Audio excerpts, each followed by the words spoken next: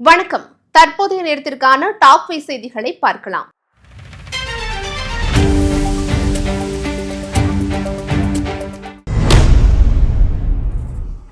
அஇஅதிமுக தனது 54வது ஆண்டில் இன்று அடியெடுத்து வைக்கிறது. தொண்டர்களுக்கு அதிமுக பொதுச் செயலாளர் எடப்பாடி கே பழனிசாமி எழுதியுள்ள வாழ்த்து செய்தியில் 54வது ஆண்டில் அடியெடுத்து வைக்கும் இந்த தருணத்தில் தொண்டர்களுக்கு வாழ்த்துக்கள். தமிழக மக்களை இன்னல்களுக்கு ஆளாக்கிய திமுகவின் ஃபெயிலியர் ஆட்சிக்கு முடிவுரை எழுதுவோம். அதிமுக ஆட்சி தமிழகத்தில் மீண்டும் மலர உறுதியேற்போம் என்று குறிப்பிட்டுள்ளார்.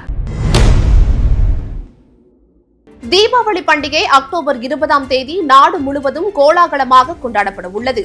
பெரும்பாலானோர் தங்கள் சொந்த ஊர்களுக்கு பண்டிகையை கொண்டாடுவதற்காக சென்னையில் ரயில் நிலையங்கள், பேருந்து நிலையங்களில் குவிந்து வருகின்றனர். திருப்பூர், கோவை மாவட்டங்களில் வசிக்கும் புலம்பெயர் தொழிலாளர்கள் வட மாநிலங்களுக்கு செல்லும் ரயில்களில் முன்பதிவில்லாத பெட்டிகளில் முண்டியெடுத்துக் கொண்டு ஏறி சென்றனர்.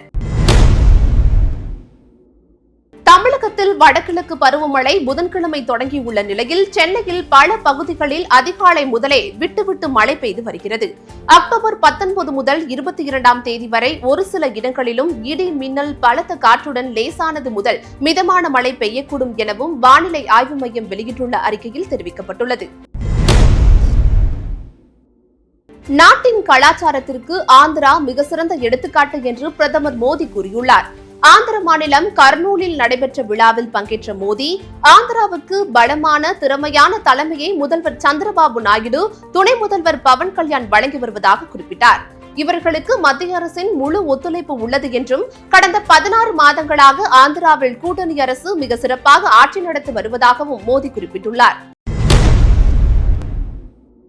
அமெரிக்க பன்னாட்டு நிறுவனமான ஜான்சன் அண்ட் ஜான்சன் தயாரிக்கும் குழந்தைகளுக்கான பவுடரில் புற்றுநோயை ஏற்படுத்தும் ஆஸ்பெட்டாஸ் துகள்கள் இருப்பதாக குற்றச்சாட்டு எழுந்துள்ளது. இந்த பவுடர்களில் ஆபத்தை ஏற்படுத்தும் துகள்கள் இருப்பது தெரிந்தே விற்பனை செய்ததாக கூறி அந்த நிறுவனத்தின் மீது பிரிட்டனின் வழக்கு தொடரப்பட்டுள்ளது. இத்துடன் டாப் 5 செய்திகள் நிறைவடைந்தன. அண்மை செய்திகளை உடனுக்குடன் தெரிந்து கொள்ள BNC டைம் சேனலை சப்ஸ்கிரைப் செய்து கொள்ளுங்கள். நன்றி.